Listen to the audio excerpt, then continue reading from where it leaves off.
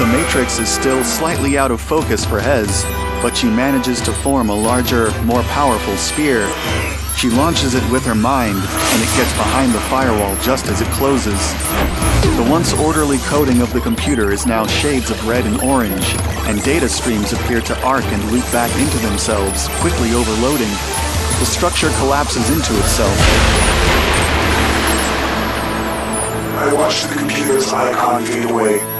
I checked out the system. The glittering matrix looks like it all rushes towards Hez, merging into an all-encompassing bright white light, which then fades into darkness. Hez, are you okay? Hez! I open my eyes and make eye contact with Evangeline.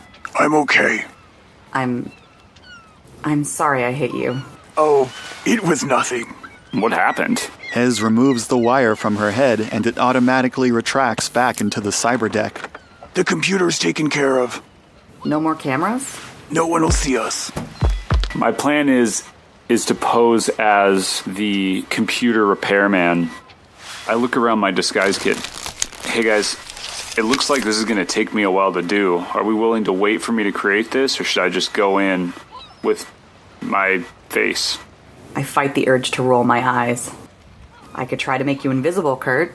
I don't know if that would help me in negotiating, Jet. So are we doing the distracting fight thing while I pick the lock, or are we just doing computer repairman? Draeger turns to Curt. Well, I thought you would interview them as a cop first. Well, now that the whole thing's changed, so you can start off as the computer repair and start off that way, and if it gets weird, then I step in. But if you can handle it while they're scoping it out, you can handle it. If we need to stretch for time and stuff's going weird, I'll step in and we'll cause a ruckus, all right? Meantime, I'll keep an eye out on them and make sure no one's weird's approaching. I'll just, I'll keep an eye out on all of you guys. So like backup. Right, backup. I like this idea. Do you have anything that you can use to non-lethally knock people out? My fists, my forehead. What do computer repairmen look like? Do I look like one? They look doughy. They're soft and pudgy people. How long would it take a computer repairman to come? Do I look like I own a fragging computer? I don't know, Hez. I'd say let's give it a good half hour, 45 minutes. Yeah. All right, then. Then I might as well disguise myself. Give it a shot. Why not? You got time. I take Draeger's comment on doughy literally and try to fatten my face. I watch with some amusement. Curt deftly applies some facial putty, various makeup powders and pastes, and a small amount of nano-weave mesh, making his new skin reflect light correctly and look natural. After 20 minutes, Curt looks in a small mirror attached to the disguise kit and snaps it shut. Nice. I think you fit the bill. Yeah. How do I look, everybody? You look rather Doughy. And that's a good thing, right? Yes. We think enough time has passed? Go for it. Here I go. Be ready, Draeger. I approach the guard tower. The guard inside is speaking to somebody that Curt can't see. He stops talking when he sees Curt approaching. I look up at the camera and think to myself, all right, here goes. Can I help you? Yeah, got a ping about a computer down. Damn, that was fast. You walk here? Nah, got an Uber. Wow, I'm impressed. We never get computer service here this quickly before. Yeah, fastest, best service in the country. How it is. Well, I know now. Yeah, this computer just shut down on us out of nowhere and it won't turn back on.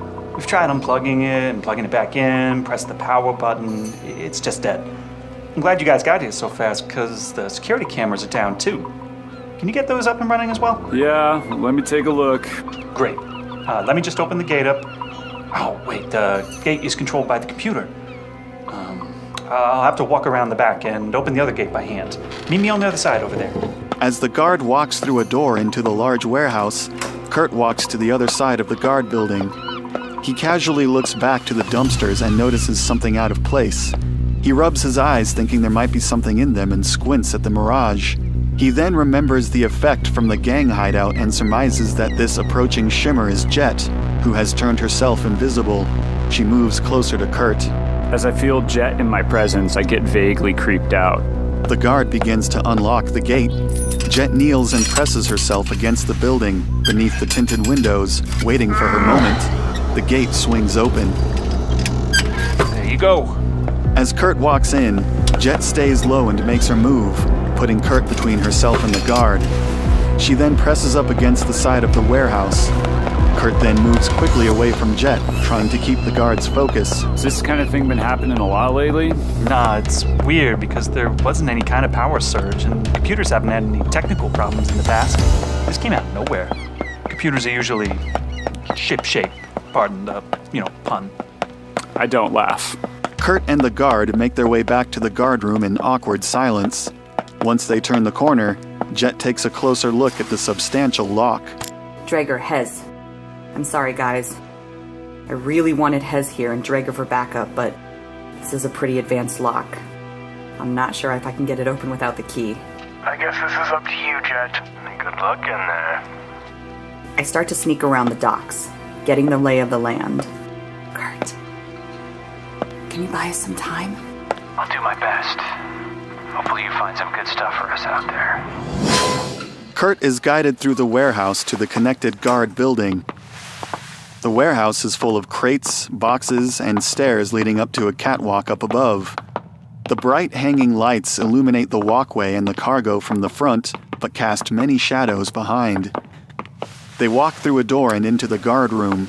Curt sees another guard, slightly heavier and with a unibrow, sitting near a desk, eating a sandwich. There are a few monitors which have blue screens, a microphone for announcements, black wires which snake their way into the ceiling, and a control panel of some kind with green and red lights. Not to worry, guys. This should be quick. First thing I need is to get access to the wires behind that desk there. Okay. Do you want us to pull that desk out a little bit? Yeah, that'd be great. The two guards stand on both sides of the desk and drag it out from the wall. I peer behind the desk at the wires. I look over to the guards. This is just going to take a sec. If you have something else you're doing. Okay, well, we don't have cameras up, Jake, so why don't you walk around? I'll stay here. That's probably a good idea. Jake takes the last bite from his sandwich, then reaches over to a collection of lanyards on the wall and takes a key pass of some kind on his way out. Curt notices a hoop with many old-fashioned metal keys hanging next to the lanyards as Jake opens the door to the warehouse. Jake walks through and digs his comlink out of his pocket, completely unaware of Jet, who is standing still above him on the catwalk. She watches him through the grating as he makes his way to the door on the opposite side. Hez, I'm on the catwalk in the warehouse. I see some pretty big crates and a bunch of smaller cardboard boxes everywhere. I'm telling you so you remember. Good job, Gitangeline. When you can, go ahead and get outside and see what the best place is for us to post up. A guard just walked out there. I'll head out, but I need to be careful. Of course. Just keep your eyes out. They're gonna be alright. Guys, this con is only gonna work once. We need to find another way into the dock for next time. Curt, if you can, see if you can steal a badge or some sort of access thing that the guards might have on them. Just anything lying around that you could pick up, or a code, or anything that's getting this place after hours. Good idea. The window guard is leaning back in his chair and playing a game on his comlink. I pretend to rustle with wires behind the desk. I make a lot of noise, so it seems like I'm doing something. I'm just going to go to the other side of the desk here and see where these wires are running. Looks like there's some bad wiring in here, but I'm not quite sure. The guard doesn't look up. Do what you gotta do, man. So I walk to the other side of the desk and crouch down. Right before crouching, Curt looks at the guard, then quickly reaches for a card on a lanyard and the hoop of rings. He grabs both items and gently places them in his pocket, turning so his body obscures the guard's vision should he decide to look up. He never does. Curt crawls under the desk. I secured a way in next time. Good job, Curt. Jet has been making her way around the dock area and through some alleys made up by smaller storage buildings. She turns a corner and comes face to face with Jake, who at the moment is looking down at his comlink to make a call. Jet quickly backsteps and presses up against the corner of the building. Jake completes his call and looks up just as he walks past the corner. He stops and looks out at the ocean, holding his comlink up to his ear. Jet remains totally motionless, uncomfortably close to Jake's back. She can see the individual hairs on the back of his neck.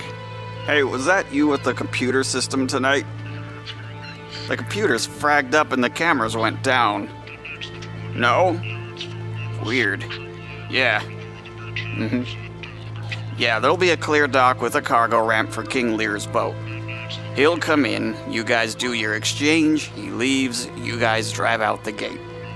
Yeah, do it at dock 2. The camera can't see it too well. Yeah, as long as nothing happens, no one will ever check out the footage. I think he knows that too. Yeah, it'll just be me here. Alright, I'll see you in a couple of weeks. Bye. Jake hangs up and turns his head left and right. Jet tilts slightly to stay just outside of his peripheral vision.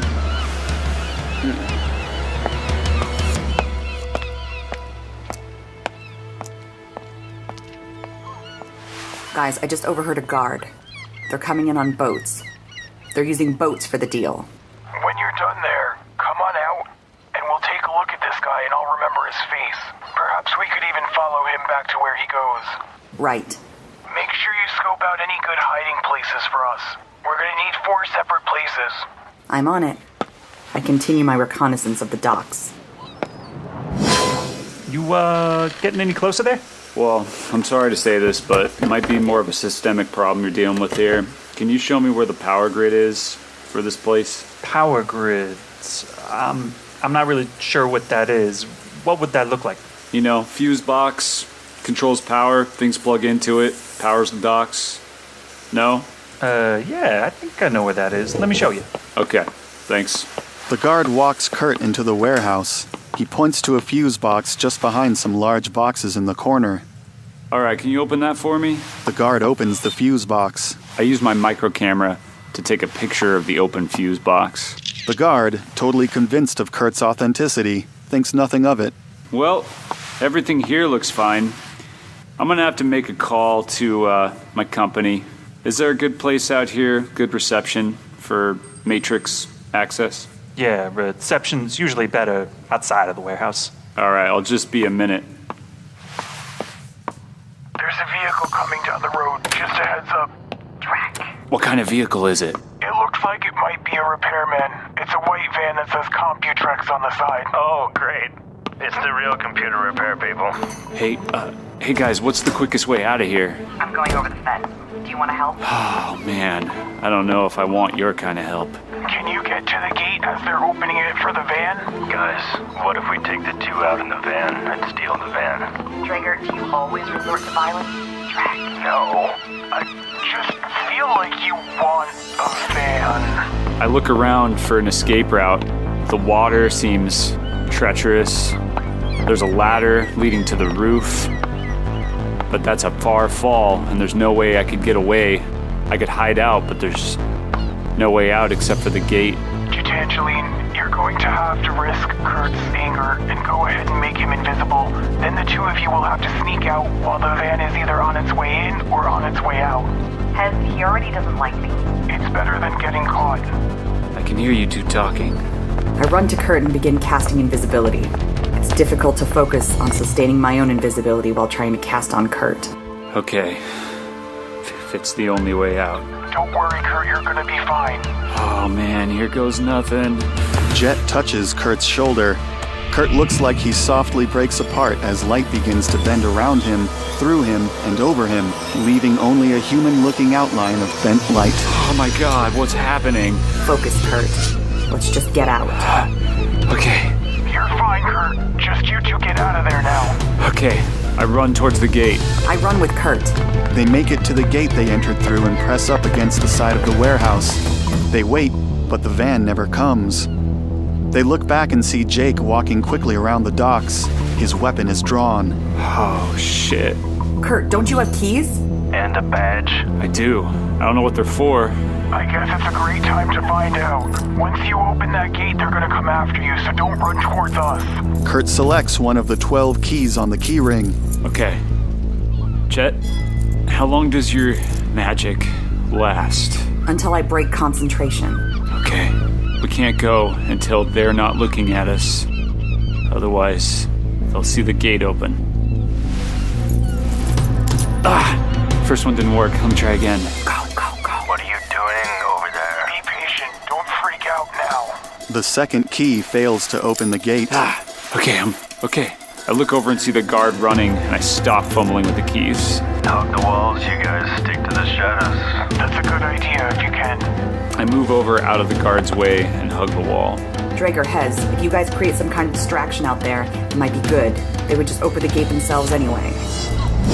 What do you think we should do, Drager? I look around for garbage cans or cars or anything I could use as a distraction.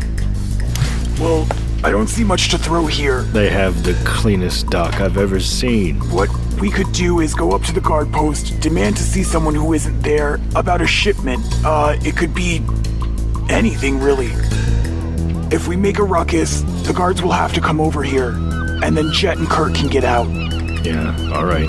But we're gonna have to come back here. Yes, they'll have seen us, but they won't have seen those two. It's either that or bide our time and wait. Alright. I don't know. How long can we stay invisible? How long can you keep that up, Jet? I'm good for now. Alright then, let's play it safe and wait. Yeah, let's wait it out. The guard failed to notice Curt and Jet and has begun walking out to the docks, inspecting boats. I walk back to the gate, pull out my keys, try again. Not that one. Keep in mind which key it is when it does work, Curt. The keys slip out from Kurt's trembling, invisible hands. I dropped them. Pick 'em up. Oh, man. All right, Drager, let's get over there.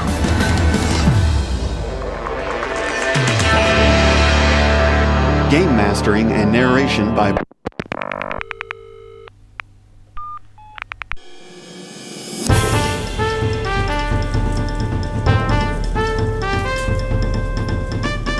We interrupt your regularly scheduled podcast to bring you breaking news.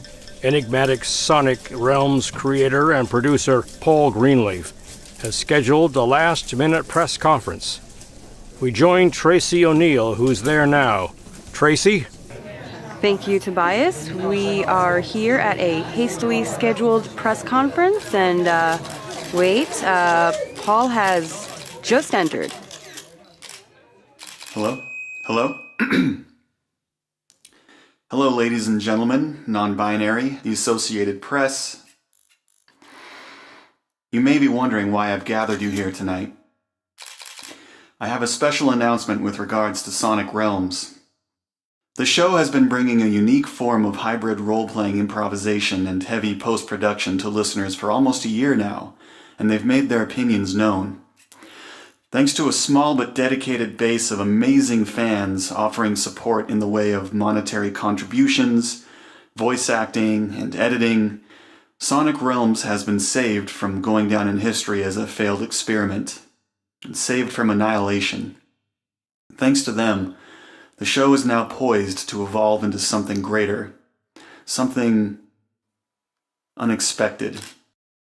The time has come for Sonic Realms to move into Phase 2 of its development. Fans may have noticed podcast episodes have been coming in less frequently, but that's not because less work has been done. Quite the opposite, in fact. There's a project which has been simultaneously been developing in secret behind the scenes. Because only one project can be worked on at a time spent completing the secret project means time not being used to produce a new episode of the podcast, which means slower production of the podcast. This project, unfortunately, requires a massive time commitment, and every second counts. Our aim is to complete the secret project by August, in time for a worldwide release during Gen Con 2018. This also includes a complete overhaul of the website, more in line with Sonic Realms' ultimate goal, which will also take time and attention. This isn't easy for me to say, but until the secret project is completed, Due to time and monetary restrictions, production on the Shadowrun podcast must temporarily be placed on hold. Sir? Sir? No, security? It's okay. He can stay. The secret project is an enormous undertaking, and fans will be treated to a unique, immersive adventure unlike any other when it's completed, longer than any episode they've ever heard. It will be released as a podcast episode, available for all to hear, hopefully by August 2018. If the project is completed ahead of schedule, Shadowrun will resume normal production once again. Because the Shadowrun adventure must be placed on hold for this evolution to occur, Patreon accounts have been paused until the secret project is unveiled. If you wish to follow the project's development, you can check in on Twitter and Facebook. Though payments have been frozen, patrons will still have access to a deeper look into the project as it reaches completion. Support can still be offered through the website. I wish it didn't have to be like this, because I want to hear more Shadowrun just like anyone else, especially with the cliffhanger the last episode ended on. The beauty and thrill of all of this is that nobody knows where the adventure will go, including me.